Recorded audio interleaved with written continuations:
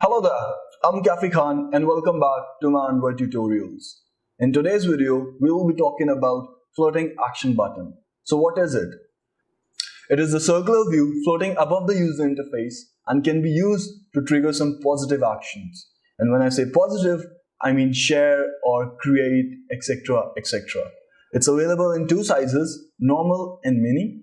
So let's discover floating action button today. Let's create a new project.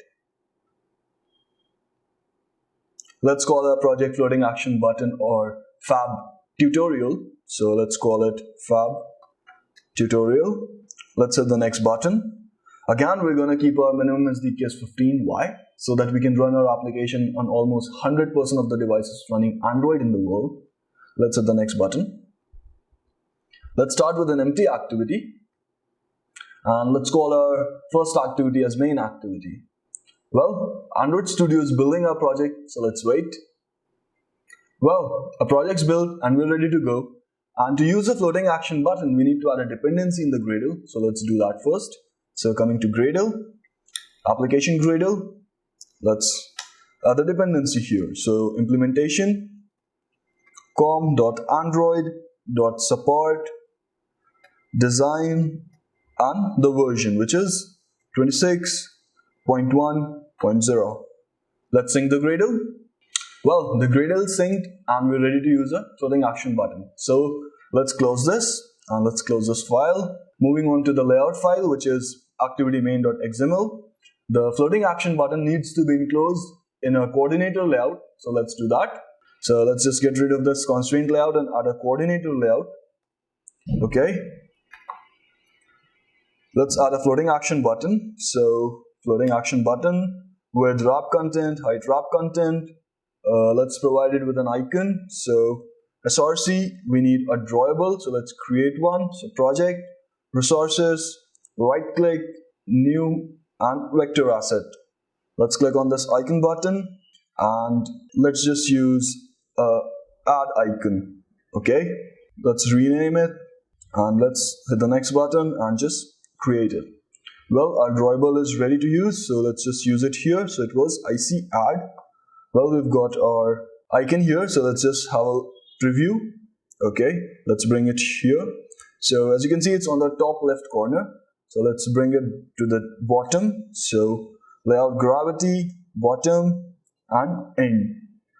Okay, and as per Google's material design guidelines, the floating action button needs to have at least 16 dp of margin. So let's provide that. So margin, say 16 dp. Well, that looks good. And let's give the fab size as normal. Okay, let's build our application and have a look. Well, our application is built, so let's have a look. Okay, our floating action button is visible. On click, nothing's happening. Okay, so let's add some animation here. So ripple color, let's be primary color dark, and let's add an on-click listener. So let's just close this. Coming to our main activity, but before that, let's add an ID for this floating action button. So let's call it fab. So coming to the Java file, we'll need an instance of the floating action button. So let's create one. So private floating action button. Let's call it add fab. Okay, let's initialize it. So add fab is equal to find view by ID, r.id and fab. Let's add an on-click listener now. So add fab.set on-click listener, new on-click listener. Okay, let's just generate a toast here. So toast dot make text. Let's add the context. So main activity.this. Let's add a message. So let's say clicked fab and let's add the duration, so which is length short. Let's call the show function and we're good to go. Let's run our application again and check it out. Well, the application is built, so let's have a look. Let's click on this. So as you can see, there's some bluish ripple effect when I click and it shows a toast clicked fab. Okay, so we saw a normal floating action button. Now let's check out the minified version. So coming here, and let's just change the fab size to mini. Okay, let's run our application again. Well, application's up, so let's see. And as you can see, our floating action button is smaller. So the minified version is 40 dp and the normal version is 56 dp. Okay, let's click here and it shows a clicked fab.